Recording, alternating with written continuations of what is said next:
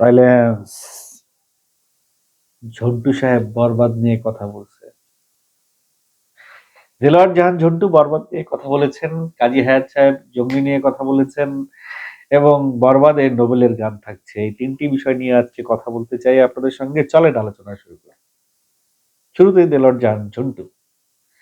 এই দেলোয়ার জাহান ঝন্টু শাকিব খানকে নিয়ে অনেক কটূক্তি করেছে, অনেক নাক ছিটকাইছে, অনেক কিছু বলেছে একটা সময়। সাকিবকে ছোট করে কথা বলে সে সাকিবিয়ানদের কাছে অনেক ছোট হয়েছে একটা সময়। তিনি বরবাদ নিয়ে কিছু কথা বলেছেন।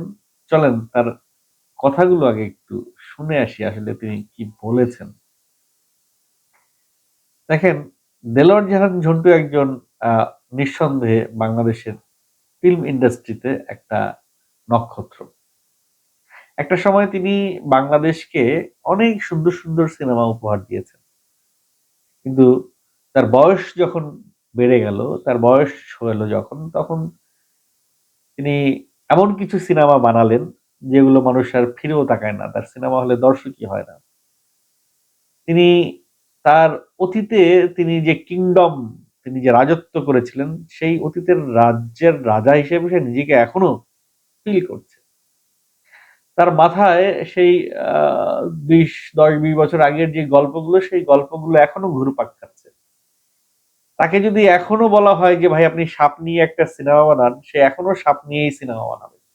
এবং সে মনে করবে এটা সুপার ডুপার হিট হবে। সেই জায়গা থেকে সে অনেক কিছু বলেন, মুরব্বী মানুষ। তাকে সমীহ করে সবাই এসব উপেক্ষা করে যায়।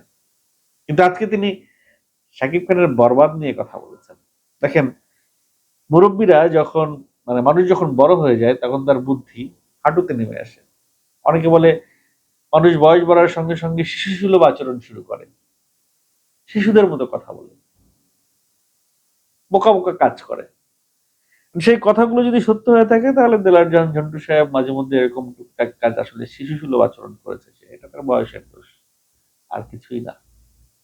কিন্তু তিনি যে কথাগুলো বলেছেন, কথাগুলো কিন্তু নির্ভেজাল, কথাগুলো সত্য, কথাগুলো সুন্দর।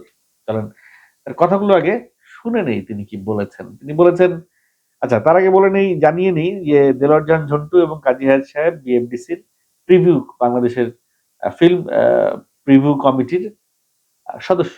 তো তারা ঈদের যে সিনেমাগুলো আসছে সেই সিনেমাগুলো তারা দেখছেন এবং দেখে এক একজন নিজের মতো করে মন্তব্য দিচ্ছেন।